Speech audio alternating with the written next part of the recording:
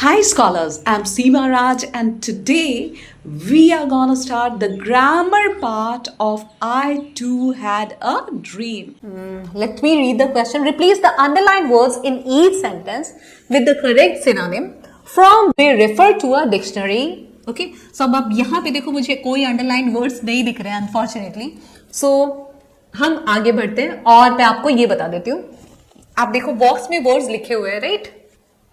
यहां से ही आपको सिनोनिम फाइंड करना. What is a synonym? देखो S for synonym, S for similar. तो आप ऐसे देखो या S for same. So same meaning वाले वर्ड्स उसे ही हम बोलते हैं सिनोनिम्स.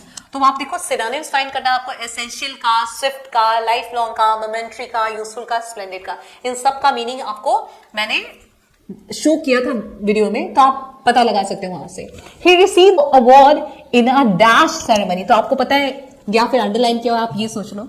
सो यहाँ पे क्या है, मैग्निफिसेंट शायद दे रखा होगा वहां पे, तो आप उसकी जगह पे क्या लिखोगे? स्प्लेंडेड लिख दोगे, क्योंकि मैग्निफिसेंट का मीनिंग क्या है? स्प्लेंडेड, यानी कि शानदार.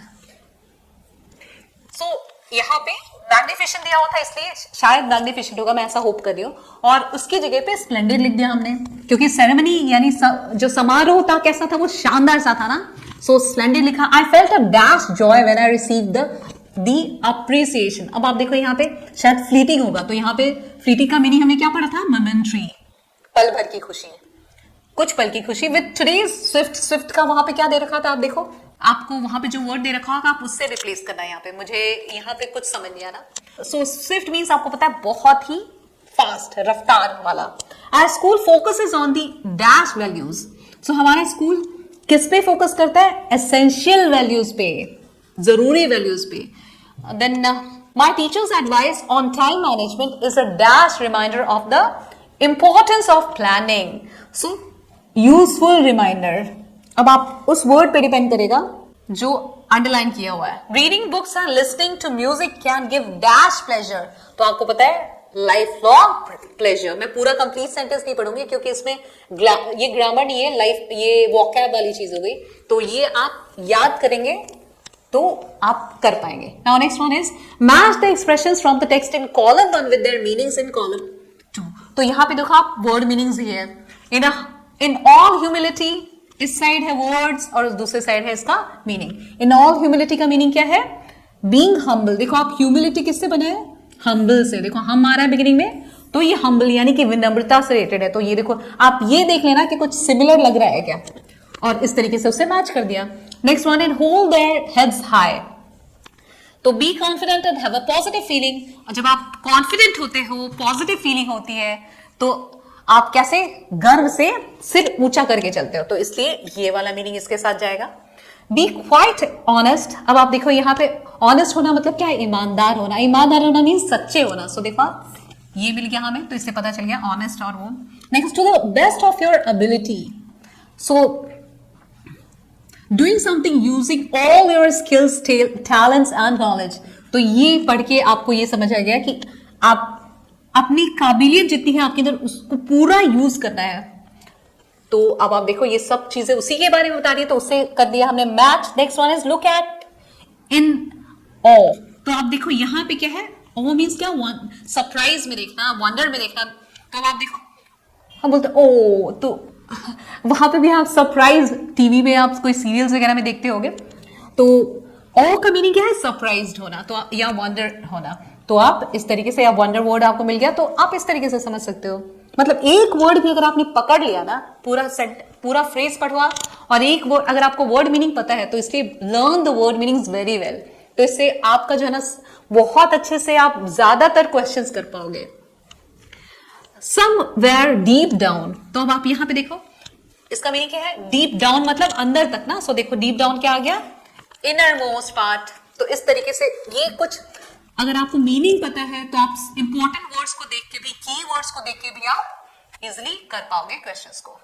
Make many words as you can out of the following words. One example has been done for you.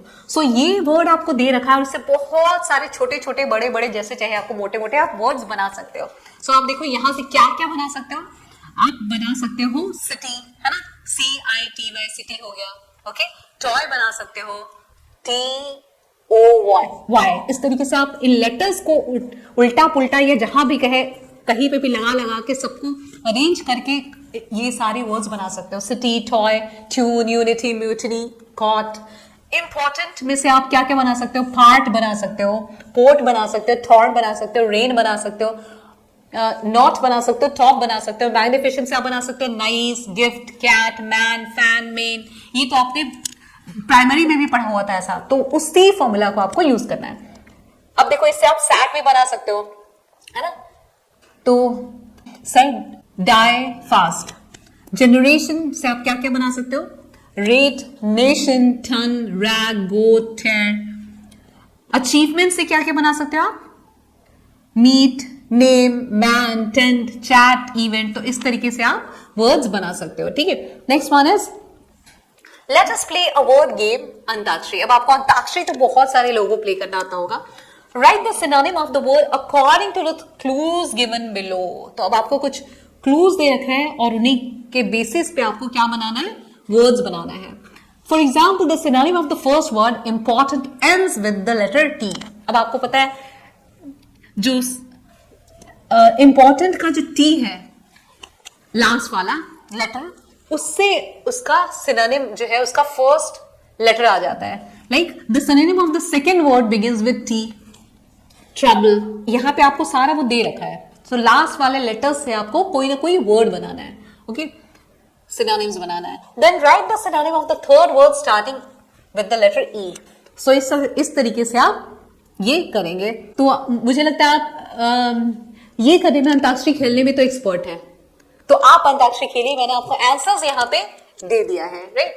ये गेम्स आप खेलिए, मैं आगे चलती हूँ। अगर आपको कोई डाउट हो, क्योंकि ये सब काफी इजी चीजें हैं, मैं ग्रामर पे ज्यादा फोकस करूंगी। तो आपको देखो यहाँ पे सारे वर्ड्स जो है आपको दे रखा है। ये क्या है? सिनोनिम है। Synonym means as for same, as for synonym, तो सेम मीनिंग वाले words. Antonym means anti, opposite, okay. Antibacterial आप बोलते ना, anti dandruff. So ant means क्या? चीटी नहीं है यहाँ पे। Ant means anti, against, opposite. तो इसका अपोजिट आपको ढूंढा है वहां पे। फिर इस तरीके से ये सारे जो है सिनोनिम्स दे रखा है, कहीं पे एंटोनिम्स दे रखा है, और वो उससे आपको फिल करना है। Study the highlighted punctuation marks in the following sentences from the text, but that you should not be satisfied in merely keeping my awards. The challenge before you was to earn your own rewards for the work that you did in your lifetime. Here, this dash is used to add explanation. अब ये देखो, ये क्या है? ये है लंबा सा डैश, ओके। पहले तो मैं आपको this dash is known as M dash, है ना? लंबा सा डैश है ना, बड़ा सा डैश, लेकिन ये फिल करने वाला नहीं है ना? ये क्या करता है? इसका यूज क्या है? आप जो भी पढ़ते हो उसका यूज तो होता है ना। तो ये क्या करता है? आपको एक्स्ट्रा इन्फॉर्मेशन देता है ना, एक्सप्लेनेशन देता है। किसी भी चीज को एक्सप्लेन करना है तो आप डैश लगा के उसके बारे में एक्सप्लेनेशन लिख सकते हो। ज्यादा इन्फॉर्मेशन देना है, उसके बारे में ज्यादा जानकारी देना है, तो भी आप ये डैश लगा के देखो। आप ये डैश लगाओ, उसके बाद एक्स्ट्रा इन्फॉर्मेशन दी है उसके बारे में, या फिर it separates the main idea from the extra detail about the challenge. जो भी सेंटेंस है उससे अगर कुछ हट के आपको बात करनी है, थोड़ी सी हट के बात करनी है, तो आप तब भी आप ये एम डैश लगा के वो चीज लिख सकते हैं। सो राइटिंग, फिर em dash, even if it is a letter em dash, not only conveys our present concerns and views of the events taking place around us, but it becomes a possession. In this sentence, the dash is used to insert additional information. यहाँ पे जो देखो आप, जो dash use किया गया है, ये छोटू सा डैश, जिसका नेम क्या है? En dash, okay. सो छोटू वाला डैश का नेम क्या है? एन डैश, और बड़े वाले डैश का नेम क्या है? Em dash. सो ये है आपका en dash, E N, okay. अब इसका काम क्या है? ये आपको पता है, ये बड़ा डैश है, तो ये क्या है? इसे हम बोलते हैं एम डैश।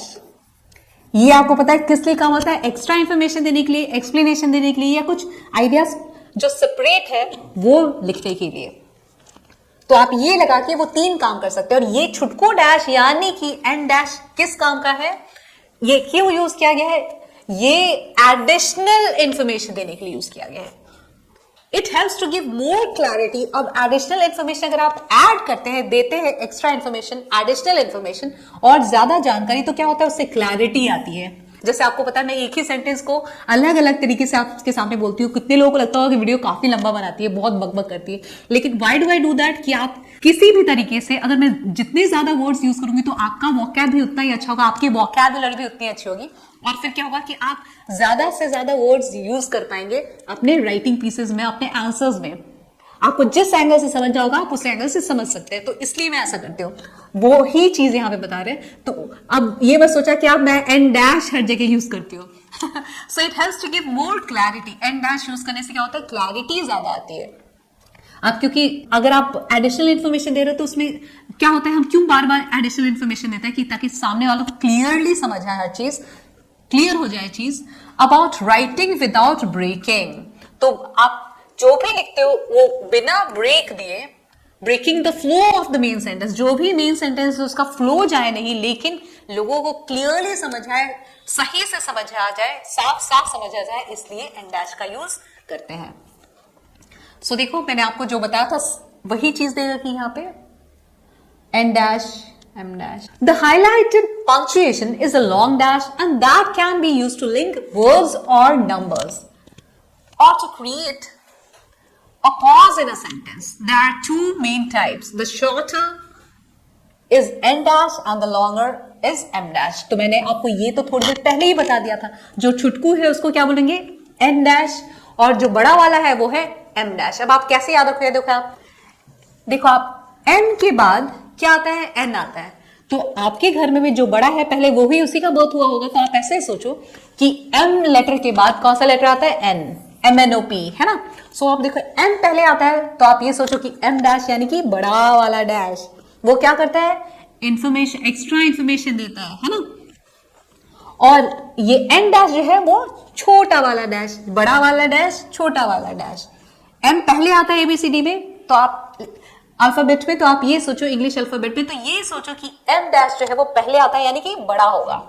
जो पहला भाई बहन आपका जो भी आपसे पहले, वो बड़ा ही होता है आपसे, और आप m डैश से छोटे से हो, है ना। तो ये दो भाई बहन है ना, ये बड़ा है और ये छुटकू सा है। The n dash represents a span or range in numbers. अब ये क्या करता है, span means duration, अवधि, period of time बताता है आपको, और या फिर रेंज बताता है कि कोई चीज किस किस चीज बिटवीन, है ना, बिटवीन टू नंबर्स या डेट्स के बीच में ये पीरियड बताने का काम करता है, या फिर रेंज बताने का काम करता है। For example, it can indicate time periods like train operates June to September. तो अब आप देखो ये कौन सा डैश है, छोटा वाला डैश है, यानी कि एन डैश है, एन के बाद एन, तो इसलिए छोटा वाला बाद में है, एन डैश। ओके, तो ये क्या कर रहा है, ये आपको आप बोल सकते हो स्पैन या रेंज बता रहा है, ड्यूरेशन बता रहा है, अवधि बता रहा है, या बिटवीन किसी चीज के बीच में, ये बताने के लिए काम आ रहा है। और पेज नंबर्स के लिए आप ऐसे ही छोटे वाले डैश लगाते हो, यानी कि एन डैश लगाते हो, such as refer to pages 50 to 75। तो ये इसका मीनिंग 2 भी होता है, हम ऐसे बोलते हैं ना 50 to 75। आपके टीचर भी आपको लिखती होगी बचपन में 1 to 10, right, 1 to 10 numbers in your notebook. तो आप देखो 1 to 10 के लिए भी आप टीचर क्या यूज करती थी, एन डैश, छोटू डैश, बस आपको उस वक्त पता ही था कि इसको एन डैश बोलते हैं। और टू शो स्कोर्स बताने के लिए भी एन डैश का यूज होता है। इंडिया वॉन द सीरीज 2-1, है ना, तो इसका मीनिंग 2 भी होता है, TO2। तो इस तरीके से आप छोटे छोटे डैशेस को यूज करते हो स्पैन या रेंज बताने के लिए, ओके, या पीरियड्स बताने के लिए। दी एम डैश, अब एम डैश क्या है, मैंने आपको बताया था एक्स्ट्रा इंफॉर्मेशन देने के लिए यूज होता है, ओके, एक्स्ट्रा। ये बड़ा है ना, तो आप सोचो एक्स्ट्रा बड़ा है तो एक्स्ट्रा है, हम छोटे के सामने तो एक्स्ट्रा है, एन डैश के सामने एक्स्ट्रा है, तो आप ऐसे याद रखो, ऐड एक्स्ट्रा इंफॉर्मेशन। या फिर वो आप कुछ और ही सोच रहे हैं, एक ही सेंटेंस में आपको कुछ और थॉट आ गई, वो बताने के लिए भी आप सेपरेट थॉट के लिए भी सेम सेंटेंस में विदाउट ब्रेकिंग इट आप एन डैश का यूज कर सकते हैं, और फिर एक अलग सा थॉट सेम सेंटेंस में दे सकते हैं। फॉर एग्जाम्पल, द एग्जीबिशन, अब देखो क्या है, em dash held in the main hall. अब ये क्या कर रहे हैं, फीचर्स, फिर से em dash, features local artist. अब आप देखो यहाँ पे अलग अलग आइडियाज दे रहे हैं, यहाँ पे एक तो लोकेशन बताया कहां पे था वो, फिर दूसरे जगह पे आपको ये बता दिया कि लोकल आर्टिस्ट के बारे में बात करें, कौन थे उसमें।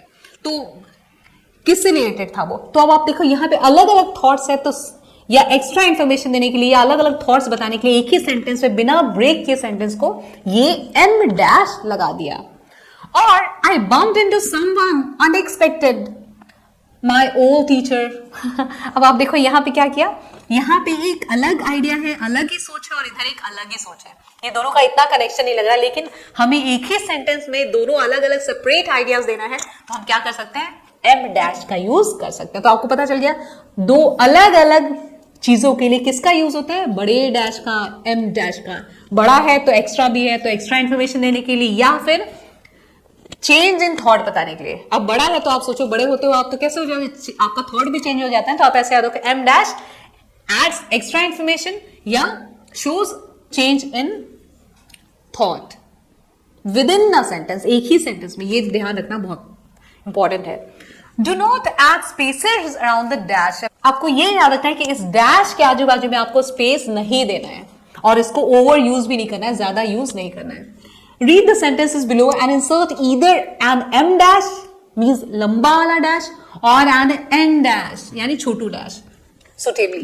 A conference will be held from March 15, March 20। अब आप देखो ये क्या बता रहे हैं, आपको prior बता रहे हैं, यानी कि अवधि बता रहे हैं, स्पैन बता रहे हैं टाइम का, दो टाइम्स के बीच का, ओके की अवधि March 15 से लेके 20 तक prior बता रहे हैं, स्पैन बता रहे हैं। तो ये क्या हो गया, इसलिए हम एन डैश यूज करेंगे, छोटा वाला dash. Next one is we have lived in Kanpur Raipur for 5 years now. अब आप देखो यहाँ पे कानपुर और रायपुर दो अलग अलग प्लेसेस है, तो ये लेकिन क्या बोल रहे हैं कि हम कानपुर में भी रहे, रायपुर में भी रहे 5 साल तक। तो अब आप देखो यहाँ पे दो अलग अलग प्लेसेस है, दोनों जगह रहे, तो फिर भी ये रेंज बताने के लिए आप बोल सकते हो, या स्पैन बताने के लिए, ये रेंज बताने के लिए भी आप किसका यूज करते हो, एन डैश का यूज करते हो। अलग अलग जगह पे रहे तो वो रेंज भी बताने के लिए ये काम आ रहा है। द आर्टिस्ट डैश, अब कौन सा डैश है, ये एम डैश, बड़ा डैश। देखो आप कैसे पता चलेगा, ये आर्टिस्ट के बारे में एडिशनल इंफॉर्मेशन दे रहे हैं। क्या, known for her vibrant paintings. अब आगे क्या है, will be showcasing her work in Guwahati. अब आप देखो उसी के बारे में और एक्स्ट्रा इंफॉर्मेशन दिया, तो ये भी क्या है आपका लंबू dash, okay. The scores for the final match were 2, हम ऐसे बोलेंगे ना, देखो यहाँ पे भी हम क्या बता रहे हैं, रेंज बता रहे हैं, तो 2 2 3 ना, क्योंकि आपको पता है छोटे डैश का मीनिंग 2 भी होता है ना, तो यहाँ पे 2 के 2 2 3 2 2 मीन्स आपको पता है छोटू डैश आएगा।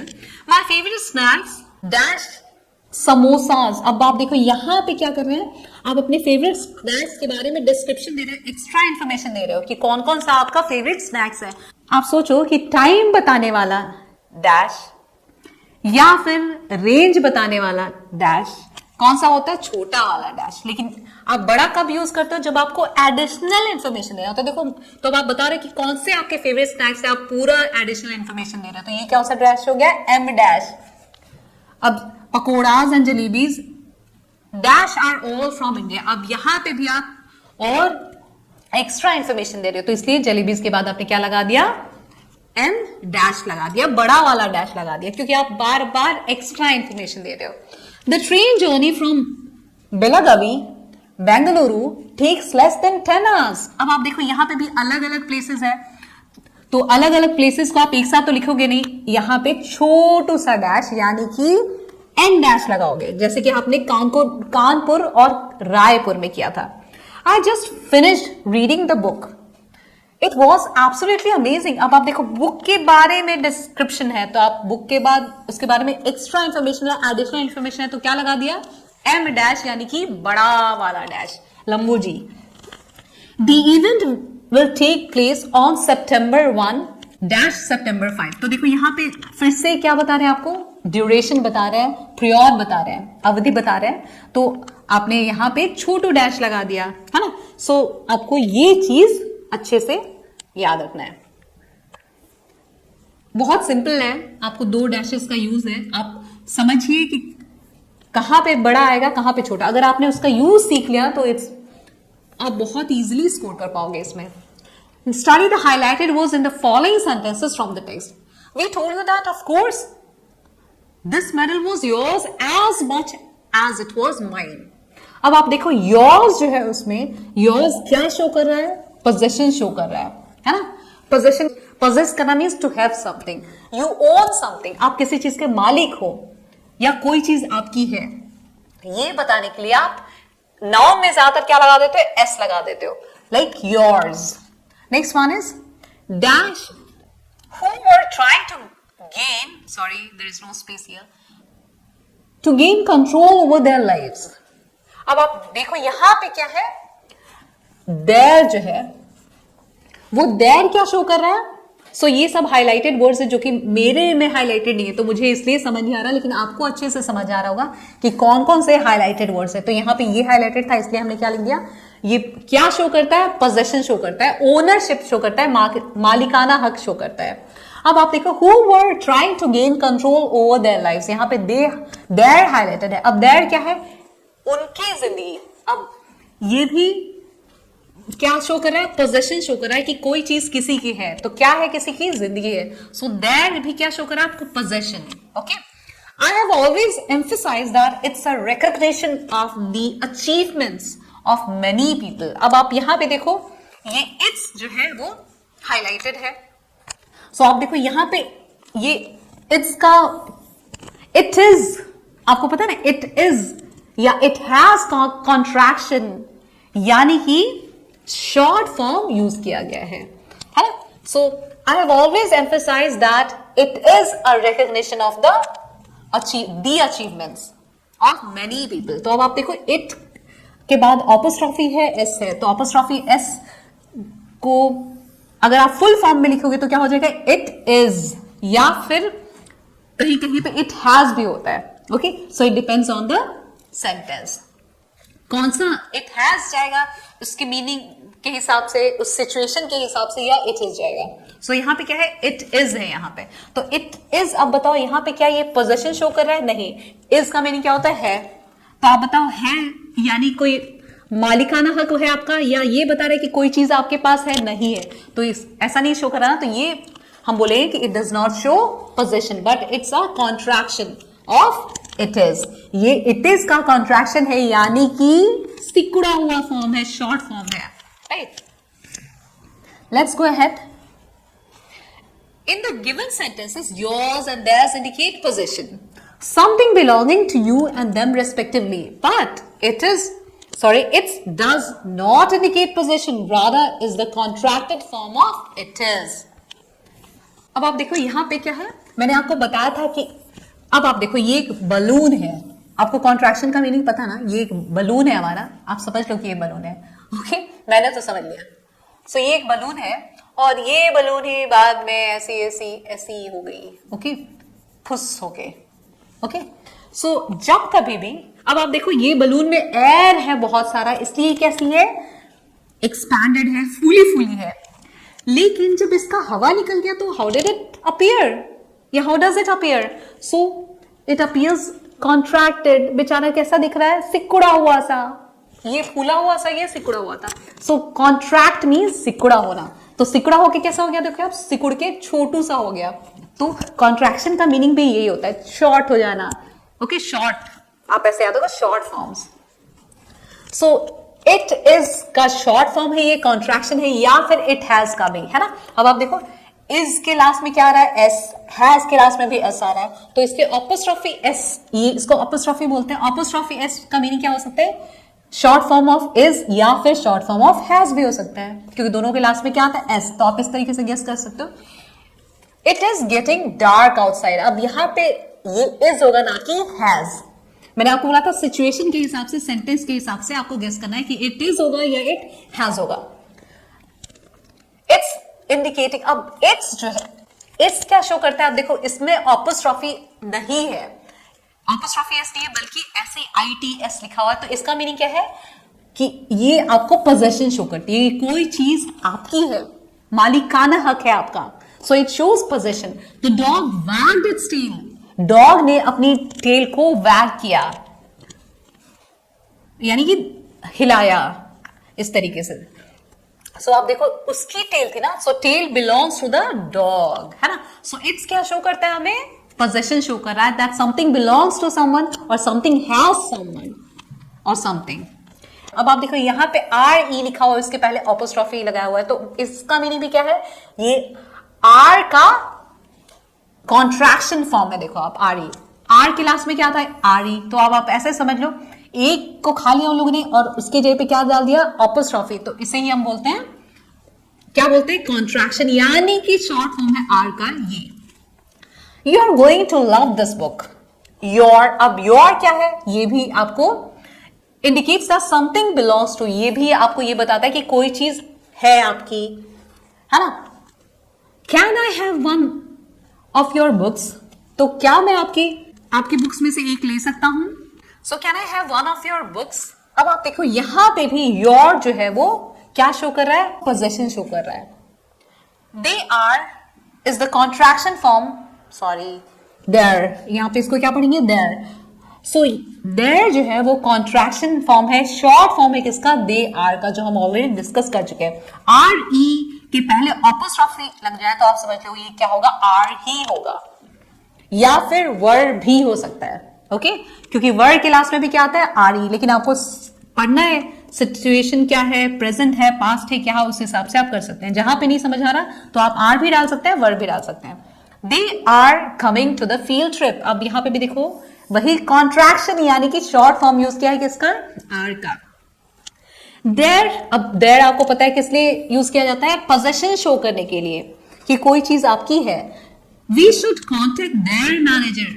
सो अब मैनेजर किसका है, तो उनका, मैनेजर के मालिक कौन है, वो है, दे हैव द मैनेजर। तो आप इतना बस ध्यान रखो कि पोजेस करना मीन्स क्या, you have something, you own something, है ना, इसका मीनिंग ये है। तो आप इस तरीके से समझोगे ना तो आपको समझ आएगा कि कौन से वर्ड जो है वो पोजेशन शो करते हैं या कॉन्ट्रैक्शंस हैं। सो ये ही अगर आपने समझ लिया तो these questions will be really a piece of cake for you. Fill in the blanks by choosing the correct word from the options given in the brackets. So please remember to bring dash assignment book. अब क्या लाने हैं, your assignment book या you are। आपको पता है RE apostrophe RE का meaning क्या है, ये शॉर्ट फॉर्म है R का, है ना। तो अब आप देखो कि असाइनमेंट, तुम्हारा असाइनमेंट, हम ऐसे बोलेंगे तुम्हारा या आपका, सो इसलिए योर, ये क्या है, पॉजेसिव शो कर रहा है, पोजेशन शो कर रहा है ना, कि किसी के पास कोई चीज है, किसी का असाइनमेंट है और वो उसको लाना है। The team celebrated dash victory after the match. So victory किसकी थी, वो किसी का पोजेशन था, तो इसलिए आप देखो यहां पे क्या आएगा, देयर। देयर मीन्स उनकी या उनका। Dash important to stay hydrated during the hot summer days. So आप देखो यहाँ पे आप it's तो यूज करोगे नहीं, क्योंकि it's का मीनिंग क्या होगा, to have something, है ना। यहाँ पे s का मीनिंग क्या है, to have something, to own something, okay? तो यहाँ पे हम क्या यूज करेंगे, it is important, है ना। तो ये शॉर्ट फॉर्म बोला जाएगा, क्योंकि इसका मीनिंग क्या है, apostrophe इसका मीनिंग है is. So it is important to stay hydrated during the hot summer days. I can't believe Dash going to the mango festival today. अब आप देखो यहां पे क्या है, यहां पे शॉर्ट फॉर्म है किसका, यू आर का। कैसे पता चलेगा, आई कांट बिलीव, मैं बिलीव नहीं कर सकती कि तुम मैंगो फेस्टिवल में आज जा रही हो। तो आप देखो यू आर गोइंग, मैंने कई सारे वीडियोस बनाए हैं, अब कौन सी क्लास का बनाया है वो मुझे याद है, लेकिन हाँ ये आप ध्यान रखो कि यू आर मीन्स, आप देखो यहाँ पे योर गोइंग तो होगा नहीं, तुम्हारा गोइंग नहीं। सो यू आर गोइंग, आप जा रहे हैं, ये क्या है, प्रेजेंट कॉन्टिन्यूअस टेंस है, यहाँ पे इंग है और आर लगा हुआ है, राइट। तो ये आएगा, I can't believe you are going, मैं यकीन नहीं कर सकता या मुझे विश्वास नहीं हो रहा कि तुम जा रहे हो मैंगो फेस्टिवल में आज। तो इसलिए ये कॉन्टिन्यूअस टेंस है, तो यू आर होगा ये, ना कि योर। योर तो आपको पता है ये पोजीशन शो करता है। द स्टूडेंट सेड अब आप रख, अगर आपको ज्यादा डाउट होता है ना तो आप सारे को रख के देखो, सारे ऑप्शंस को, और जो सही मीनिंग देगा वो करेक्ट होगा। The student said they are excited for the field trip tomorrow. So देखो आप ये सही गया। अगर आप यहां पे दे रख के देखते, आप हर जगह ये करके देख सकते हो। The students said they are excited, उनका एक्साइटेड तो नहीं होगा ना, वे एक्साइटेड है, तो आप वे एक्साइटेड है सही है, दे आर, लेकिन देयर का मीन तो उनका उनकी होता ना। The tree lost dash leaves in the winter. अब पेड़ जो है खुद के पत्तों को जो उसके पास है, जो वो पोजेस करता है, व्हाट इट हैज, वो चीजें वो लूज करता है ना, तो यहां पे पोजेशन वाला वर्ड क्या है? इट्स। सो इस तरीके से आप करेंगे इन क्वेश्चंस को। Let's go ahead, read the following phrases from the text. अब आपको ये टेक्स्ट में से कुछ फ्रेजेस दे रखे हैं। फ्रेजेस मीन्स क्या होता है आपको पता है? ग्रुप ऑफ वर्ड्स, है ना। वो it doesn't have a subject. Phrases में कोई सब्जेक्ट वगैरह नहीं होता, लेकिन अ ग्रुप ऑफ वर्ड्स होते हैं। Like in today's fast paced world, ये एक फ्रेज है। ऑन द टेलीफोन, ये फ्रेज है। With great abiding pleasure, in the chapter that follow, at a certain time, with equal respect and love, stand up, go there, don't talk, sit down. ये सब आप phrases ही है जो आप daily schools में सुनते रहते हो, है ना। अलग अलग स्कूल में पढ़ते हो और आपको हमेशा अलग अलग टीचर से ये सुनने को मिलता ही होगा। सो ये सब फ्रेजेस ही तो है। आप देखो इसमें कोई सब्जेक्ट नहीं है, लेकिन इनकम्प्लीट है ये बिना सब्जेक्ट के, then to it gives you a meaning. So इसका मीनिंग क्या है? Phrases means a group of words, ठीक है। So the given phrases are prepositional phrases. अब पहले तो आप ये जान लो कि प्रेपोजिशंस क्या होता है। ये आपको पता है it's one of the parts of speech. ये क्या है? एक पार्ट ऑफ स्पीच है। तो आप देखो प्रेपोजिशन का मीनिंग क्या है?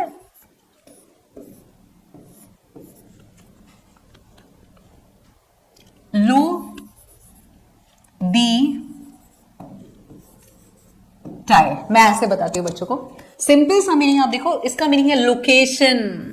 लो मीन्स लोकेशन, आप ऐसे याद रखो शॉर्ट फॉर्म्स। लो, दी, टाई मीन्स लो दीदी टाई लो, आप ऐसे बोल सकते हो, या फिर इस तरीके से फॉर्मूला मैंने बनाया कि आपको याद रहेगा। सो लो मीन्स लोकेशन, ओके।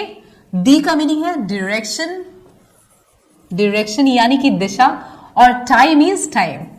सो लो दी टाइम, दीदी लो, दीदी टाइम लो। तो दीदी को कुछ लोग दी भी बोलते हैं, तो आप ऐसे याद रख सकते हो।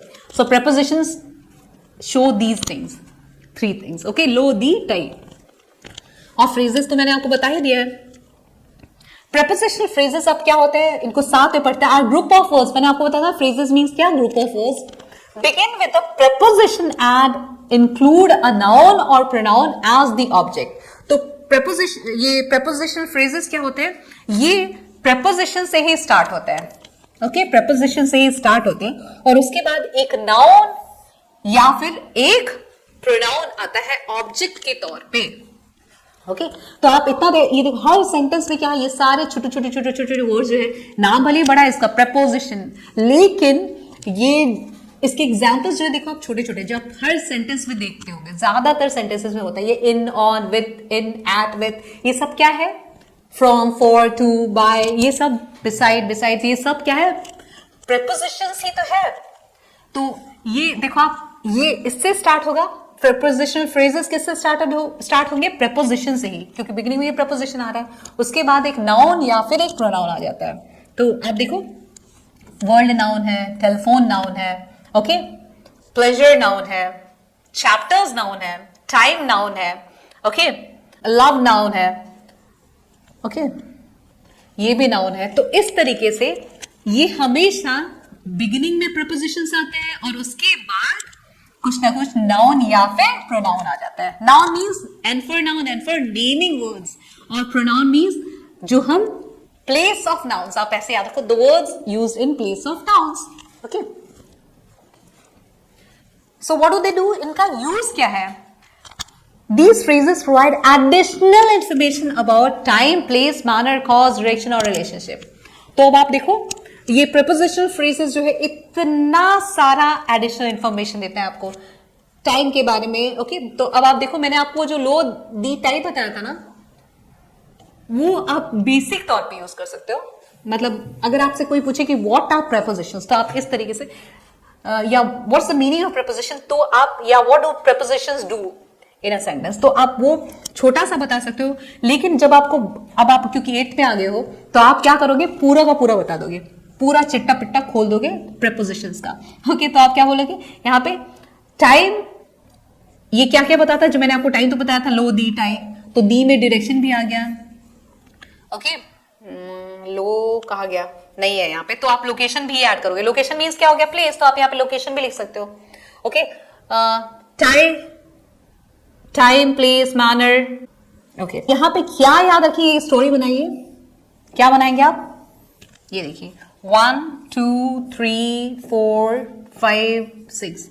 सो प्रेपोजिशनल फ्रेजेस क्या करते हैं, ये आपको एडिशनल इंफॉर्मेशन देता है। अब आप देखिए ऐसे याद रखिए, प्रेपोजिशनल है और फ्रेज है, दोनों को ऐड कर दिया एक साथ तो एडिशनल इन्फॉर्मेशन देंगे। मतलब आपको इजी तरीके से मैं याद करवाने के लिए ट्रिक बता रही हूँ। तो एडिशनल इन्फॉर्मेशन देते हैं किसके बारे में? अब ये आपको यहाँ पे कहानी बनानी है। तो आप बोलोगे तुझे किसी प्लेस पे जाना था ना, देख भाई प्लेस पे जाना है तुझे, तो उसको डायरेक्शन पता होना चाहिए तुझे। ऐसे याद रखो, किसी प्लेस पे जाना है तो तुझे डायरेक्शन पता होना चाहिए, कॉज पता होना चाहिए, कारण क्यों जा रहा है। फिर उसके बाद भाई याद रखना टाइम पे जाना, और मैनर्स रखेगा। तो मैनर्स यानी कि आप याद रखो तरीका, मैनर होता है एक्चुअली, यहाँ पे मैनर है हाउ। सो तू कहीं पे जा रहा है, प्लेस पे जा रहा है, तुझे डायरेक्शन पता होना चाहिए, ओके। टाइम पे जाना, कारण पता होना चाहिए जहां पे जा रहा है उसका, फिर मैनर से जाना भाई, ओके। और नहीं तो रिलेशंस नहीं बनेंगे। तो इस तरीके से आप, या फिर रिलेशन बनेंगे, आप कैसे भी करो। तो इस तरीके से रिलेशनशिप भी आपको याद हो गया। कुछ ना कुछ स्टोरी बना लो आड़ी तिरछी सी, कि ताकि इसको दिमाग को जो है वो इजीली याद हो जाए। तो बस इतना याद रखना है, कितने नंबर देख लो, 1 2 3 4 5 6, तो 6 है, और 6 वर्ड्स को मिला के आप एक कहानी बना के याद कर सकते हो इसका। Now the next one is complete the following sentences with suitable prepositional phrases. क्योंकि ग्रामर में बहुत कुछ है और इसको इंटरेस्टिंग बनाने के लिए आपको कोई ना कोई कहानी बनानी ही पड़ेगी। Now complete the following sentences with suitable prepositional phrases. अब यहां पे क्या है, the children played happily in dash. तो आप देखो एक इन क्या है हमारा, प्रीपोजिशन है, उसके बाद एक नाउन डालना होता है ना, या प्रोनाउन। तो देखो क्या डाल दे, कुछ भी आप डाल सकते हो, इन द गार्डन या इन द पार्क भी डाल सकते हो। निशा प्लेस द वास ऑन, ये भी हमारा प्रीपोजिशन है। उसके बाद कहां पे वास रखा, तो आप टेबल पे लिख दो, the table। we discussed the project in dash। अब प्रोजेक्ट आप इन द क्लासरूम में डिस्कस करते हो तो आप इन द क्लासरूम लिख दो। Preeti found the lost book under dash, तो अंडर द टेबल भी लिख सकते हो, अंडर मीन्स नीचे होता है ना, तो ये भी एक प्रपोजिशन है, ये भी प्रपोजिशन है। उसके बाद कोई नाउन डाल दो, या अंडर द बेड लिख सकते हो, या अंडर द चेयर भी लिख सकते हो, लेकिन स्पेलिंग आने वाला वर्ड ही लिखना जिसकी स्पेलिंग आपको आती हो। The cat slept on dash, तो अब आप देखो यहाँ पे भी कोई नाउन डाल दो। कैट किस पे सो गया, सोफे पे, या आप चाहो तो टेबल पे, यू कैन राइट एनीथिंग।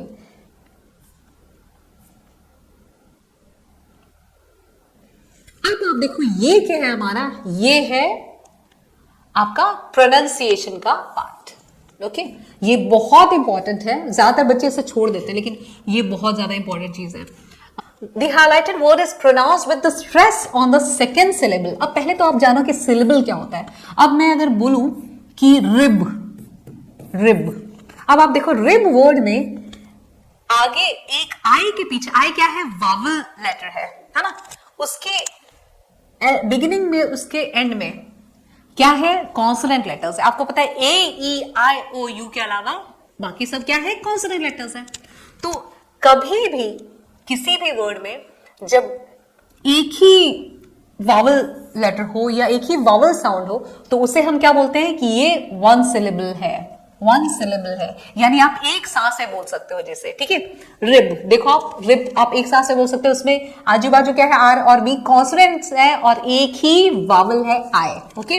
अब मैं बोलूं यहाँ पे कैरेट, ओके, कैरेट। तो अब आप देखो यहाँ पे क्या है, कितने सिलेबल्स हैं, आप कितनी चीजों को देखो, कैरेट। अब आप देखो कैरेट बोलो तो इसमें सी और आर जो है आपका कॉन्सोनेंट लेटर्स है, और उसके बीच में क्या है, एक वावल है, तो ये एक सिलेबल हो गया। रट, ROT। तो अब आप देखो यहाँ पे एक वावल है और दो कॉन्सोनेंट्स हैं, आगे पीछे कॉन्सोनेंट्स और बीच में वावल, तो ये कितने सिलेबल्स हो गए इसमें, 1 and 2, तो ये 2 सिलेबल वर्ड है। तो इस तरीके से आप ये ध्यान रखें कि एक कॉन्सोनेंट के साथ जब भी एक वावल आ जाएगा तो उसे हम बोलेंगे एक सिलेबल, ओके। रीड करते वक्त ये प्रोनाउंसिएशन में बहुत हेल्प करता है। एक सांस में आप जो बोल पाते हैं, जैसे कैरेट, तो अब कैर मैंने एक सांस में बोला, दूसरे सांस में रट बोला, तो जिसे हम एक यूनिट भी मानते हैं, तो ये है सिलेबल, ओके। जिसे आप बोल सकते हो कि वर्ड का पार्ट मतलब शब्द का एक अंश आप बोल सकते हो।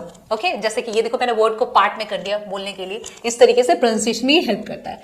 अब आप देखो ये क्या है, प्रेजेंट, जिसका मीनिंग क्या है। अब आप देखो मैंने जेंट पे जोर लगाया, स्ट्रेस दिया, तो सेकेंड सिलेबल पे। आप देखो मैंने अभी आपको बताया सिलेबल, तो ये क्या है यहाँ पे फर्स्ट सिलेबल और सेकेंड सिलेबल। तो यहाँ पे भी देखो पी आर के बाद क्या आ गया आपका, एक वावल ई, तो ये हो गया फर्स्ट सिलेबल। और इसमें देखो आप सेंट में दूसरा वावल साउंड ई, तो ये एक सिलेबल या दूसरा सिलेबल, तो सेकेंड सिलेबल पे हमने स्ट्रेस दिया है। ओके, देखो आप सेंट प्रेजेंट, तो इसका मीनिंग क्या है, ये बन गया एक वर्ब। ओके, यानी कि वर्किंग वर्ड। अब मैं आपको एग्जाम्पल भी दूंगी तो आप टेंशन मत लो। अब नेक्स्ट क्या है, प्रेजेंट, यहां पे जोर किस पे दिया, प्रेजेंट, प्रेजेंट, तो यानी कि ये हो गया एक, यहां पे हमने जोर दिया फर्स्ट सिलेबल पे। जब भी आप फर्स्ट सिलेबल पे जोर दोगे, स्ट्रेस दोगे, तो उसे हम क्या बोलते हैं, वो होता है हमेशा नाउन। और जब भी आप सेकेंड सिलेबल पे जोर देते हो तो वो बन जाता है वर्ब। ये ध्यान रखना है आपको, तो क्योंकि प्रोनाउंसिएशन में बहुत जरूरी है, उसकी वजह से मीनिंग पूरा चेंज होता है। देखो सेम स्पेलिंग है, लेकिन स्ट्रेस की वजह से किस सिलेबल पे आप ज्यादा स्ट्रेस दे रहे हो उस पे मीनिंग जो है कंप्लीटली चेंज हो जाती है। तो now read aloud the given words with correct syllable stress according to the part of speech given in the brackets. Okay, so आप देखो यहाँ पे क्या है, प्रोड्यूस। अब ये क्या हो गया बिगिनिंग में, अब आपको मैंने अभी थोड़ी देर पहले बताया था कि सेंटेंस के बिगिनिंग में ज्यादा क्या आता है, सब्जेक्ट यानी कि नाउन। तो आप ऐसे याद रखो, आप बिगिनिंग में अगर स्ट्रेस दोगे सेंटेंस के बिगिनिंग में, फर्स्ट सिलेबल पे अगर आप स्ट्रेस दोगे, जो कि बिगिनिंग में होता है, फर्स्ट बिगिनिंग में ना, तो बिगिनिंग वाले सिलेबल पे अगर आप बिगिनिंग वाले सिलेबल पे अगर आप स्ट्रेस देते हैं तो वो क्या हो जाएगा, आपका नाउन हो जाएगा, है ना। अब आप देखिए यहां पे आपने प्रोड्यूस, ड्यूस बोला, प्रोड्यूस, तो ये आपका सेकेंड सिलेबल पे स्ट्रेस होगी तो वो बन जाएगा वर्ब। कॉन्ट्रैक्ट, वर्ब कॉन्ट्रैक्ट, ये हो गया नाउन। प्रोजेक्ट, ये हो गया नाउन। फिर प्रोजेक्ट, ये हो गया वर्ब। कंटेंट, ये हो गया वर्ब। कंटेंट, ये हो गया नाउन। रेफ्यूज, ये हो गया नाउन। रिफ्यूज, ये हो गया वर्ब। सो इस तरीके से आपको ये सिलेबस का ध्यान रखते हुए ये ध्यान है, बिगिनिंग में सेंटेंस कैसे बिगिन होता है, जंबल्ड में अभी हमने सीखा कि a sentence begins generally with a subject. तो सब्जेक्ट क्या होता है, नाउन। तो आप ऐसे याद रखिए, बिगिनिंग में जहां पे भी आपने फर्स्ट सिलेबल पे स्ट्रेस दिया तो वो बन जाएगा आपका नाउन, सेकेंड पे आपने स्ट्रेस दिया तो वो बन जाएगा वर्ब, बस। अब आप देखो यहाँ पे क्या है, read the highlighted words in the following sentence from the text but that it becomes a position that can be treasured and reread over the years with abiding pleasure. अब आप देखो यहाँ पे क्या है, ट्रेजर में जो SURE आ रहा है उसको हम क्या पढ़ रहे हैं, आप देखो ज साउंड आ रहा है। प्लेजर में जो SURE है उसको आप क्या पढ़ते हैं, प्लेजर। आप इसको ट्रेजर नहीं बोलते हैं, या श्योर नहीं बोलते हैं, या श्योर नहीं बोलते हैं, प्लेज श्योर नहीं बोलते हैं, इसका प्रोनाउंसिएशन ये होता है। Next one is there are some words which end in SURE but have sh sound in as in pressure। अब आप देखो प्रेशर में भी SURE है, लेकिन इसको हम क्या प्रोनाउंस कर रहे हैं, SURE को sh। सो ये चीज कैसे आएगी आपको, ये आप ध्यान से सुनोगे स्पीकर्स को जो इंग्लिश बोलते हैं तो जाके क्लियर होगा। अब इसमें देखो आप measure, leisure, reassure, enclosure, ensure, seizure, fisher, composer, तो इस तरीके से आप इन वर्ड्स को रीड करते हैं। Exposure, unsure. सो आप ये प्रैक्टिस के साथ ही आपको आएगा। अब पॉजिंग एंड चंकिंग क्या होता है, पॉज का मीनिंग तो आपको पता है, रुकना, और चंकिंग मीन्स छोटे छोटे टुकड़े करना। ओके, सो आप देखो pausing and chunking are techniques when used when speaking to organise information for the listener. कोई भी क्या बोला उसको ढंग से समझाने के लिए इन दोनों का होना बहुत ही ज्यादा जरूरी है। Speakers can split what they से इनटू स्मॉलर सेगमेंट्स। सेंटेंस को आप छोटे छोटे पार्ट्स में डिवाइड कर सकते हो, जिसे आप पॉजिंग या चंकिंग को यूज करके ईदर इंडिविजुअल वर्ड्स और ग्रुप ऑफ वर्ड्स, आप अकेले एक वर्ड को बोले या कुछ 3-4 वर्ड्स को एक साथ रीड करो टू कन्वे आइडियाज और एम्फेसिस की पॉइंट्स क्लियरली। आप क्यों ऐसे करते हैं, छोटे छोटे पार्ट्स में डिवाइड कर देते हैं एक सेंटेंस को, कि ताकि आप जो भी बोलना चाहते हैं, जिसपे भी एम्फेसिस देना चाहते हैं, जिसपे भी स्ट्रेस देना चाहते हैं, वो क्लियर हो जाए। मैंने आपको बताया था कि ये पॉजिंग एंड चंकिंग के बारे में। ब्रेक सेंटेंसेस जो small groups of words, pause at commas, इतना ध्यान रखना आपको, आपने देखा था इतना सारा एग्जांपल्स। सो आप कॉमास के उधर पॉज होंगे, फुल स्टॉप्स के उधर भी थोड़ा लंबा पॉज लेंगे, नेचुरल थॉट ब्रेक्स। सो आपको पॉज कहां पे होना है, रुकना कहां पे है, कॉमास के उधर। जब फुल स्टॉप पे आए तो आप थोड़ा लंबा पॉज लोगे, नेचुरल थॉट ब्रेक्स होंगे तो आप वहां पे भी आपको पॉज करना होता है। तो इस तरीके से आप सेंटेंसेस को ब्रेक करेंगे। अब देखो, अगर मैं ऐसे बोलती हूँ I went to my mother and said I need help. अब आप देखो, इसमें कोई इस तरीके से मैं बोल भी नहीं पाऊंगी शायद तो ये देखो, आप सबको ज्वाइन कर दिया, कोई पॉज नहीं है इसका मीनिंग। लेकिन जब हम वर्ड्स को इस तरीके से थोड़ा सा पॉज ले रहे हैं, थोड़ा सा गैप दे रहे हैं, देखो आप, I went to my mother and I said I need help. अब देखो, मैंने ब्रेक दिया, पॉज दिया, तो अब सेंटेंस अच्छे से समझ आ रहा है। तो इस तरीके से आपको पॉज देना काफी इंपॉर्टेंट है। अब कुछ लोग होते हैं शताब्दी एक्सप्रेस के जैसे भागते जाते हैं, बहुत फास्ट रीड करते हैं, आपको कुछ भी समझ नहीं आता। लेकिन आप वही पॉज देके फीलिंग के साथ अगर बता रहे हैं ना, तो अच्छे से रीडर और लिसनर दोनों को समझ आ जाता है। Remember, stress plus pronunciation plus pausing equals to what? Clear speaking. तो जब आप स्ट्रेस देते हैं, ये ध्यान रखिए, प्रोनाउंसिएशन सही होता है आपका, आप पॉज करते हैं, जहां रुकना है वहां रुकते हैं, तो इसका मीनिंग आप क्लियरली बोल रहे हैं। अब आप देखो, जो मैंने आपको बढ़ाया था, देखो उसी हिसाब से अगर मैं बोलती हूँ प्रेजेंट, यानी कि ये क्या हो गया, I got a present for you, तो ये क्या हो गया, देखो मैंने फर्स्ट सिलेबल पे स्ट्रेस दिया, तो इसका मीनिंग क्या हो गया, गिफ्ट। अब अगर मैं बोलती हूँ प्रेजेंट, तो इसका मीनिंग क्या हो गया, टू गिव समथिंग और शो समथिंग। तो मीनिंग कितना चेंज हो रहा है। प्रोड्यूस बोलती हूँ तो इसका मीनिंग हो जाता है फ्रूट्स या वेज, और प्रोड्यूस बोलती हूँ तो इसका मीनिंग हो जाता है मेक। कॉन्ट्रैक्ट बोलती हूँ तो अग्रीमेंट हो जाता है, कॉन्ट्रैक्ट बोलती हूँ तो आपको पता है कॉन्ट्रैक्शन, सिकुड़ जाना, to shrink. Project means school work, और प्रोजेक्ट मीन्स थ्रो या voice. Content means material, content means happy. Refuse means garbage, refuse means say no. So आप इतना ध्यान रखो कि जब फर्स्ट सिलेबल पे स्ट्रेस आएगा तो वो नाउन्स होगा, सेकेंड सिलेबल पे स्ट्रेस आया तो वो वर्ब्स होगा, और मीनिंग उसी हिसाब से आप लेंगे। तो देखो, जो मैंने आपको बताया था वही चीजें हैं यहाँ पे, है ना, pronunciation. Now read the lines of the poem once again by taking a shorter pause. Shorter pause means एक स्लैंटिंग लाइन, एक स्लैश, और लॉन्ग पॉज यानी कि 2 स्लैशेस या 2 स्लैंटिंग लाइंस। तो इस शॉर्टर पॉज यानी छोटा सा, जब आप थोड़ा सा रुकते हैं ना, तो उसके लिए एक स्लैंटिंग लाइन आपको ड्रॉ किया हुआ है कि आपको समझ आए कि यहाँ पे आपको थोड़ी देर के लिए रुकना है। लॉन्ग पॉज देर के लिए जब रुकना है, लंबे टाइम के लिए, तो आप उसके लिए 2 स्लैंटिंग लाइंस ड्रॉ कर देंगे। तो इसका मीनिंग ये है, एक स्लैंटिंग लाइन यानी कि छोटा सा पॉज, थोड़ा सा रुकना है, 2 स्लैंटिंग लाइंस यानी कि लंबे टाइम के लिए रुकना है।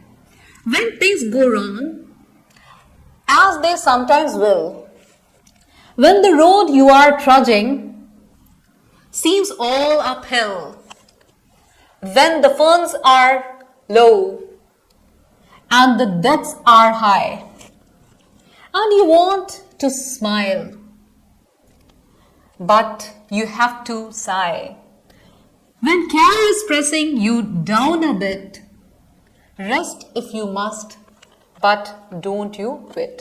तो अब आपको ये ध्यान रखना है कि कहां कहां पे पॉजेस आए हैं, शॉर्ट वाले या फिर लॉन्ग वाले। ओके, तो इससे क्या होता है, आप इजिली अंडरस्टैंड कर पाएंगे, है ना।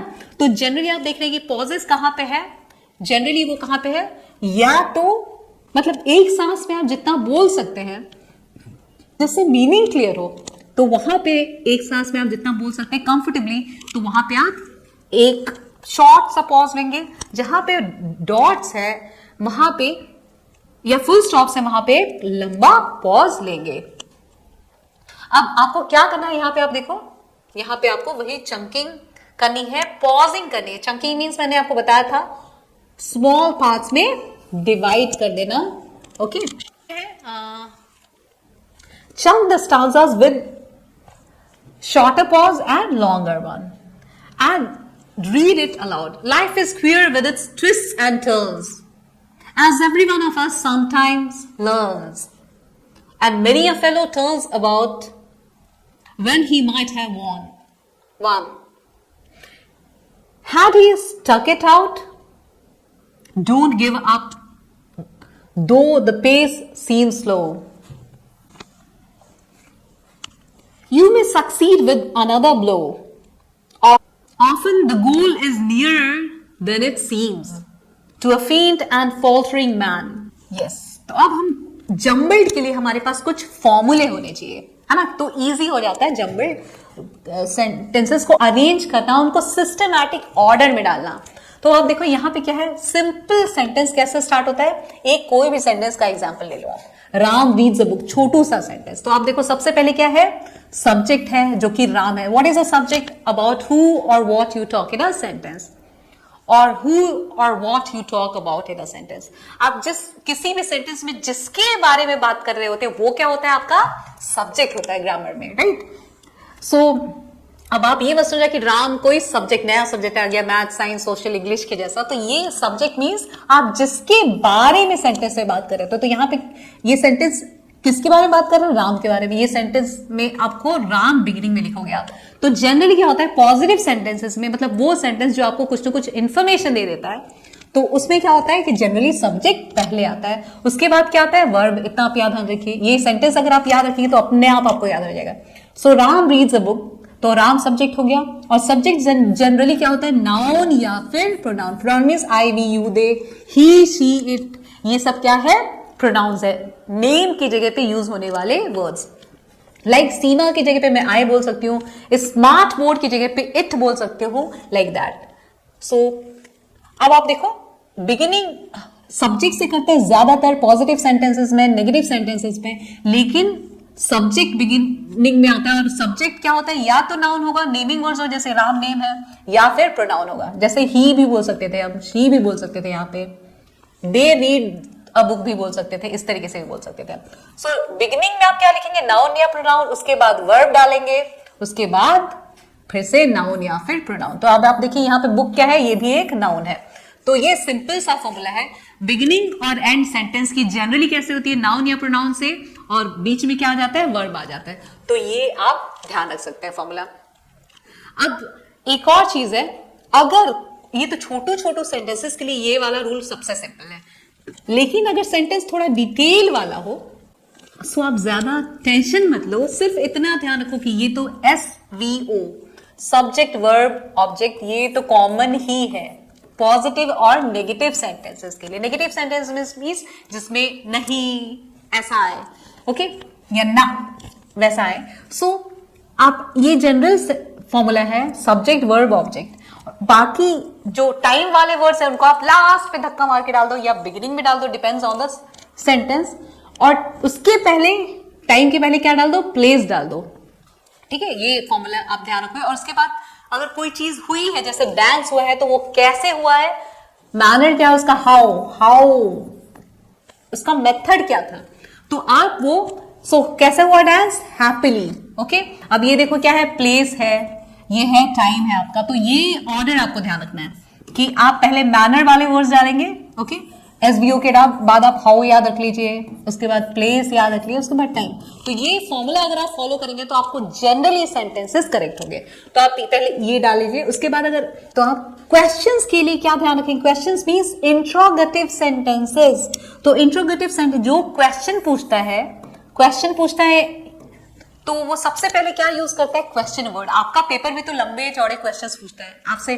क्वेश्चन पेपर देखिए आपको पता चल जाता है यार कितने सारे क्वेश्चंस है. क्वेश्चन वर्ड्स है like what, where, when, how, which, क्या क्या होता है ना, ब्ला ब्ला ब्ला.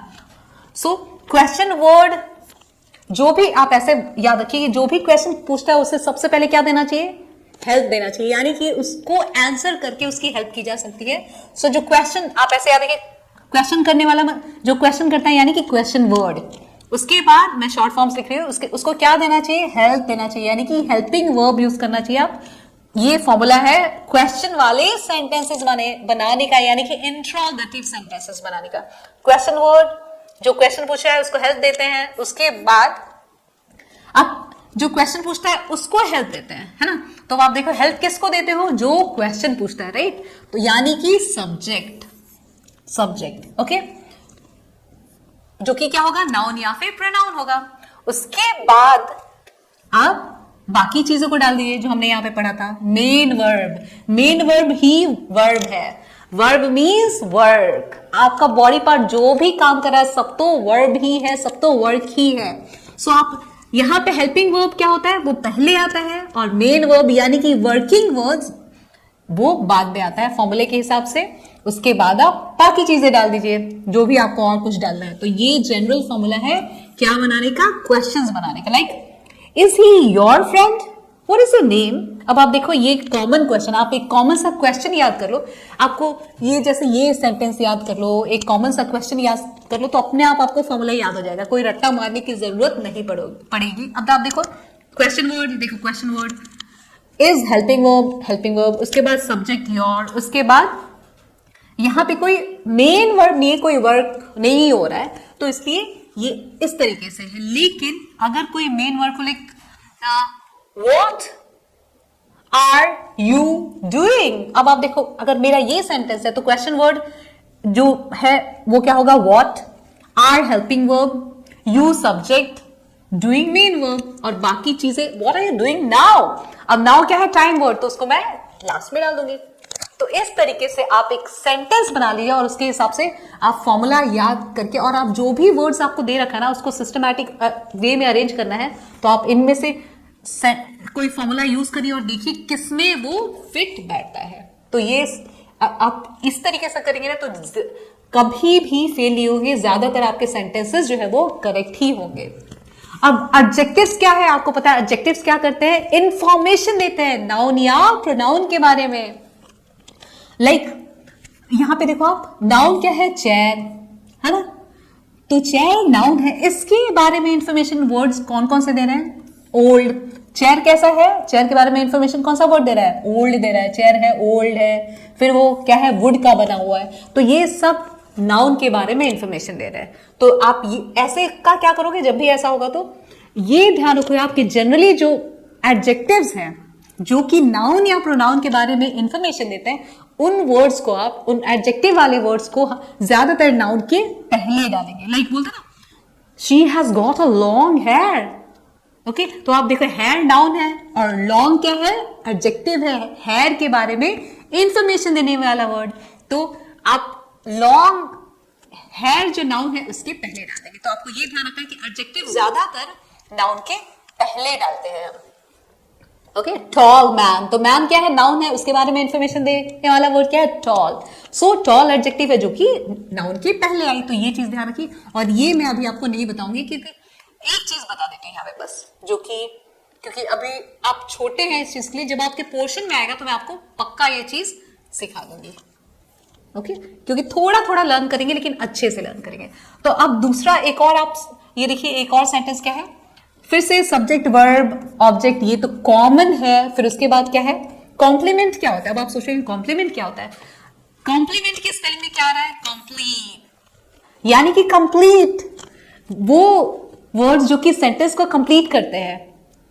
नाउन या प्रोनाउन नहीं होते, नाउन प्रोनाउन होंगे वर्ड के बाद में यूज होंगे तो उसे हम ऑब्जेक्ट बोलेंगे। लेकिन कई बार नाउन प्रोनाउन नहीं होता है, उसकी जगह पे उसको सेंस को, उसके मीनिंग को कंप्लीट करने के लिए सेंटेंस की कुछ वर्ड्स होते हैं, उसे हम बोलते हैं complement. Okay, like I want it right now.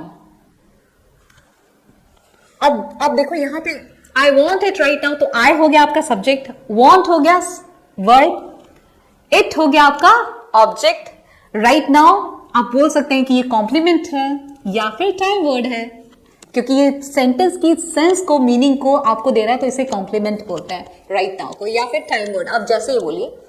Okay, या ही डांस्ड हैप्पीली। अब देखो ही हो गया आपका सब्जेक्ट, डांस्ड हो गया वर्ब, और हैप्पीली क्या हो गया, ये आपका कॉम्प्लीमेंट हो गया। ये ना नाउन है ना ही प्रोनाउन है, ये है adverb.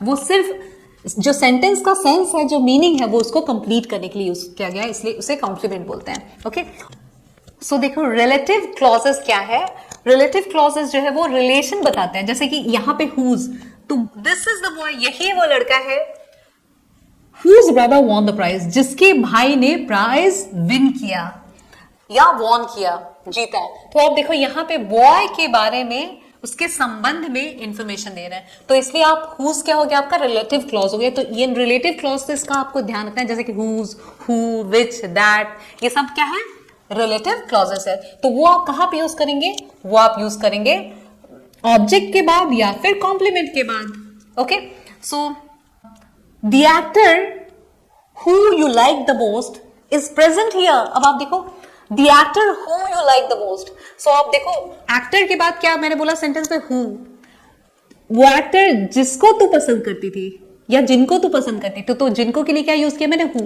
Okay, this is the book that you needed. अब आप देखो दिस इज द बुक के बाद क्या यूज किया मैंने दैट, है ना। तो ये सब क्या है, ये सब है रिलेटिव क्लॉजेस। तो आपको इतना ध्यान रखना है एसवीओ वाला नॉर्मल फॉर्मूला, उसके बाद आप रिलेटिव क्लॉज डालेंगे और उसके बाद फिर से वही एसवीओ वाला फॉर्मूला, बस इतना आपको याद रखना है, ज्यादा टेंशन मत लो। Rearrange the following jumbled words and phrases into meaningful sentences. अब आपको क्या करना है, ये कुछ वर्ड्स दे रखे हैं आपको जो कि अनसिस्टमैटिक ऑर्डर में है, आपको क्या डालना है, इनको सिस्टमैटिक ऑर्डर में डाल देना है। तो अब आप इन वर्ड्स को यूज करके आपको एक मीनिंगफुल सेंटेंस बनाना है, मींस ऐसा सेंटेंस बनाना है जिसका कोई सेंस निकले, सही मीनिंग निकले इस सेंटेंस के, इन वर्ड्स के को इस तरीके से मिलाना है या डालना है प्रॉपर ऑर्डर में कि ताकि इनका मीनिंग जो है वो समझ आए। सो आप देखो यहाँ पे क्या है, barked at the strangers, the dog loudly, the house walking by। अब आप वही वाला फॉर्मूला यहाँ पे, bark क्या आपको पता है वर्ब है ना, ये है हमारा prepositional phrase, preposition है, और ये क्या है noun है, the strangers। फिर इसके बाद dog is also a noun, है ना। फिर ये loudly जो है हमारा adverb हो गया, राइट, जो आपको किसके पहले डालना था याद है, places के पहले। और ये क्या है, ये भी हमारा noun है, और ये क्या है walking by। अब ये एक फ्रेज है, तो अब आपको ये देखना है कि किस तरीके से अब आप अरेंज करेंगे इसे।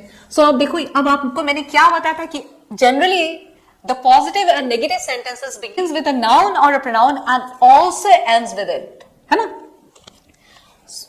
तो अब आप देखो यहाँ पे क्या है, द डॉग जो है, अब आपको देखना है कि ये सारे नाउन्स, इतने सारे नाउन्स तो है, लेकिन हम किससे सेंटेंस को स्टार्ट करें। अब आपको पता है कि हम एट द स्ट्रेंजर्स, जो कि एक प्रेपोजिशनल फ्रेज है, प्रेपोजिशन है बिगिनिंग में, तो आप प्रेपोजिशनल फ्रेज से सेंटेंस स्टार्ट तो नहीं करोगे, आप सब्जेक्ट से स्टार्ट करोगे ना, क्योंकि यहाँ पे कोई क्वेश्चन वर्ड नहीं है, नहीं तो हम पहले क्वेश्चन वर्ड को ही डालते।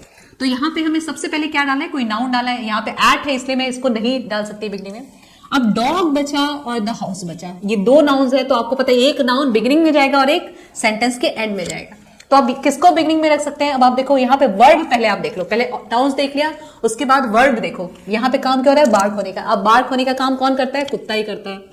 तो आपको पता है सबसे पहले हम सब्जेक्ट डालेंगे, अब हमें पता चल गया हमारा सब्जेक्ट क्या है, ये डॉग, ये कुत्ता, तो इसको हम पहले डाल देंगे द डॉग, है ना, क्योंकि हमारा वर्ब क्या है, हमारा याद है आपको सब्जेक्ट वर्ब ऑब्जेक्ट, थोड़ी देर पहले मैंने आपको बताया था। सो वो वाला फॉर्मूला के हिसाब से तो सब्जेक्ट हमारा हो गया द डॉग, उसके बाद हमने बार्क डाल दिया, और मैंने आपको उसके बाद क्या बताया था कि आप क्या करेंगे, अगर जिसमें भी देखिए आप इतना ध्यान रखिए, जब भी ली लग जाए ना किसी भी वर्ड में, तो आप समझिए ली की पूंछ लग जाए, ली सफिक्स लग जाए, तो इसका मीनिंग वो जो वर्ड है वो क्या है, एडवर्ब है, जनरली ऐसा होता है। तो अब आप देखिए एडवर्ब जो है वो किसके पास आता है, वर्ब के पास, है ना, ये एडवर्ब है, ये किसके पास आएगा, वर्ब के पास। सो द डॉग बार्क्ड, अब कैसे बार्क किया उसने, लाउडली, तो इसलिए इसको बार्क के जस्ट बार डाल दिया। और उसके बाद किस पे बार्क किया, तो देखिए आपको दे रखा है, इतना लिखिए और इसका मीनिंग समझिए। तो किस पे बार्क किया, एट द स्ट्रेंजर्स, कौन से स्ट्रेंजर्स, कौन से अजनबी लोग, वॉकिंग बाय, जो वॉक कर रहे थे, कहां पे, घर के पास से गुजर रहे थे या वॉक कर रहे थे। तो आप देखो यहाँ पे ये क्या है, द हाउस नाउन है, आपको ज्यादा समझ आ रहा है ना, आप इतना पहले समझ लो, ये सब्जेक्ट वर्ब एडवर्ब, उसके बाद ये हमारा ऑब्जेक्ट आ गया, सब्जेक्ट वर्ब, उसके बाद एडवर्ब डाला हमने, और आपको इतना तो पता है कि द हाउस क्या है, नाउन है, आपको पता है सेंटेंस बिगिन भी नाउन या प्रोनाउंस होता है और एंड भी नाउन और प्रोनाउंस होता है, तो इसलिए द हाउस को हमने लास्ट में डाल दिया, और डॉग को तो हम सब्जेक्ट बना चुके हैं। अब आप द हाउस हो गया, अब आपको क्या करना है कि ये बच गया हमारे पास, ये प्रपोजिशनल फ्रेज, और बच गया ये दूसरा वॉकिंग बाय। तो अब आप इतना अरेंज कर लो और बीच में स्पेस छोड़ो, तो अब आपको समझ आए कि अब किसको डालें, मीनिंग देखते हैं। The dog barked loudly the house. So dog barked loudly, किसके पे लाउडली बार्क किया उसने? At the stranger. तो आप उस तरीके से स्ट्रेंजर डाल देंगे, स्ट्रेंजर्स, उसके बाद वॉकिंग बाय बचा उसको इधर डाल दिया, बस इस तरीके से आपको करना है। सो अब आपका सेंटेंस मिल गया जिसका करेक्ट मीनिंग निकालना है। आप लोग क्या करते हैं जनरली, ज्यादातर बच्चे कहीं पे भी किसी भी वर्ड को डाल देते हैं, लेकिन आप उसका मीनिंग देखिए, मीनिंग क्या निकल रहा है, सही मीनिंग निकल रहा है क्या, वो देखना बहुत इंपॉर्टेंट है। Road my classmate during the story summer vacation. अब आप देखो यहाँ पे ये क्या है आपका माई क्लासमेट, और ये आप अपने क्लासमेट के बारे में बात करें तो आप बोल सकते हो कि ये सब्जेक्ट बन सकता है सेंटेंस का, है कि नहीं? क्लासमेट क्या है? नाउन है, और माई क्या है? प्रोनाउन।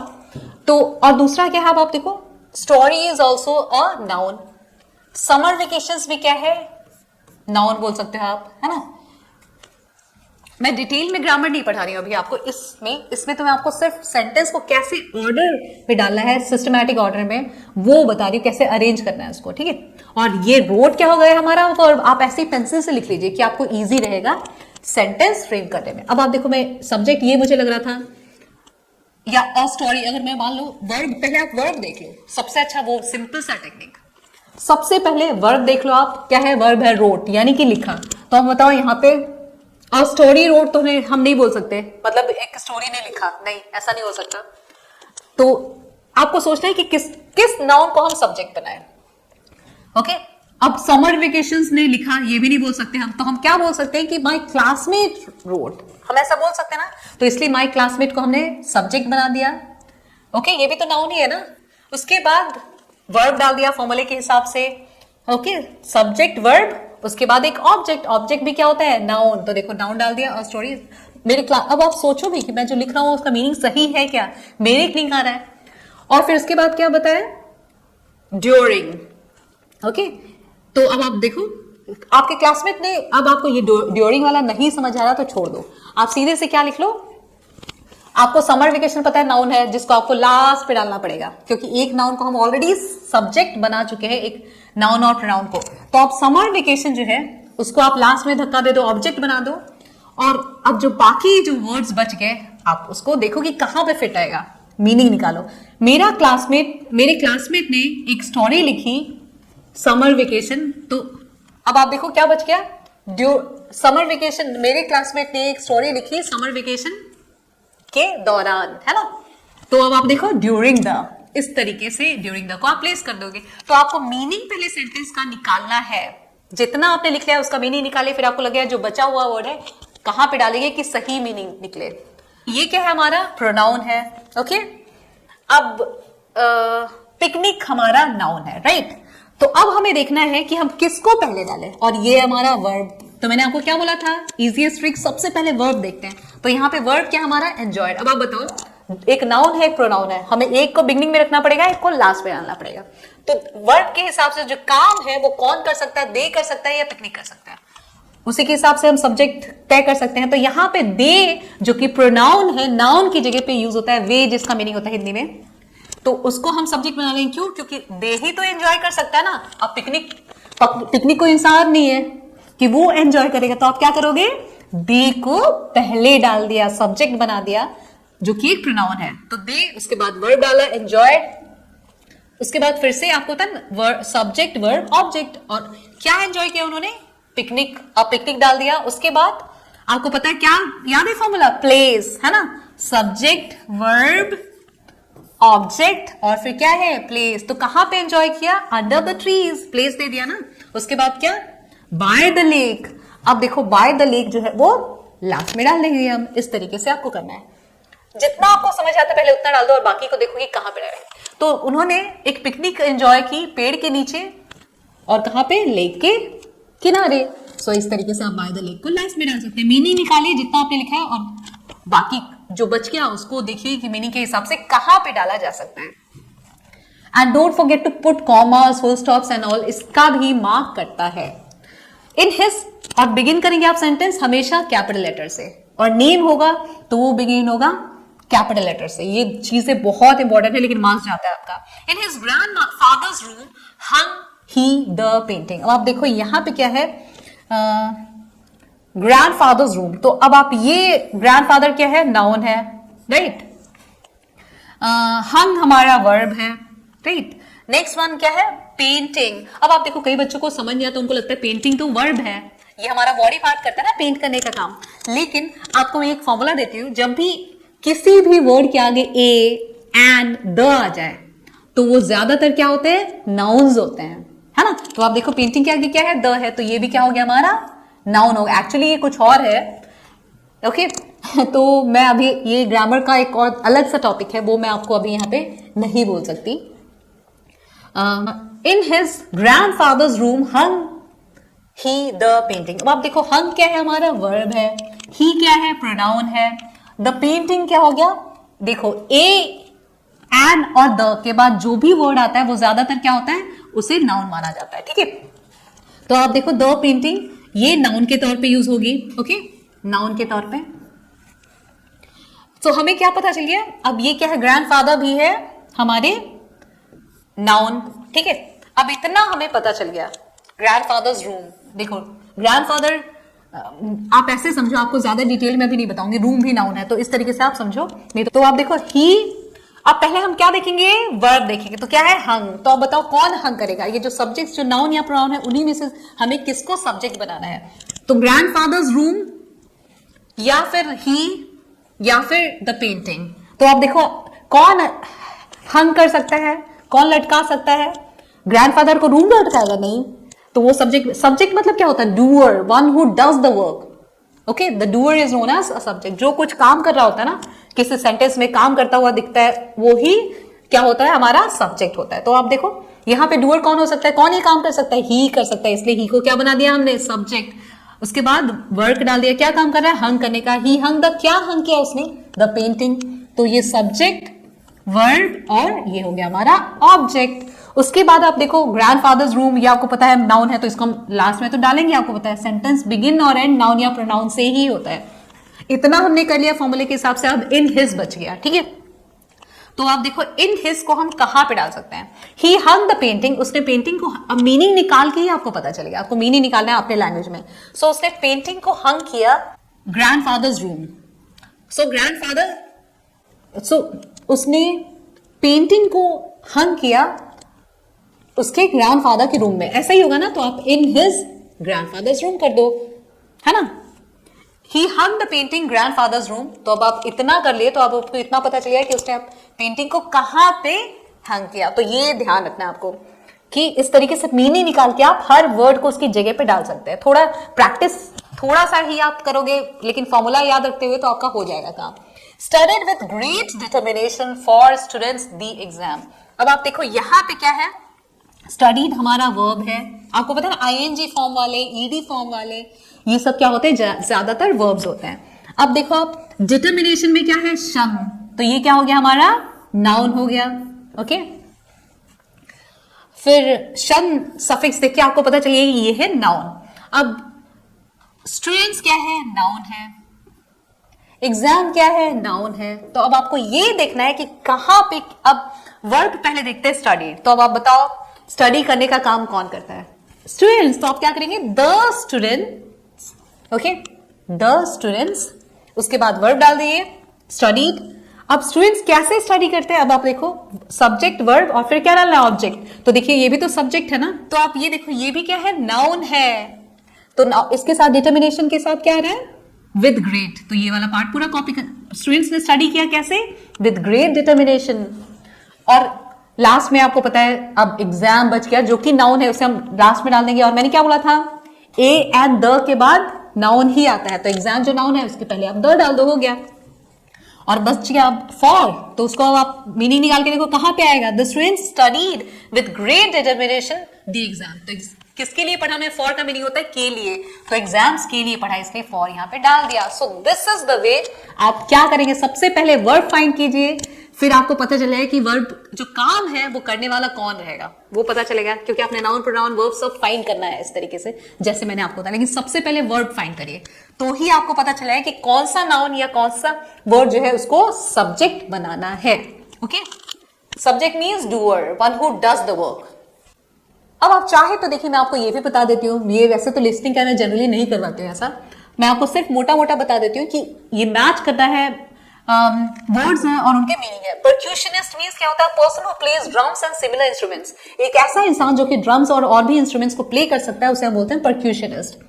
ओके, फिर नेक्स्ट है इम्पेयर्ड। इम्पेयर्ड मींस डैमेज्ड या वीकेंड। बोलते हैं ना ये विजुअली इम्पेयर्ड है, मतलब ये इसका विजन जो है वीक है या डैमेज है। वाइब्रेशंस का मीनिंग क्या है?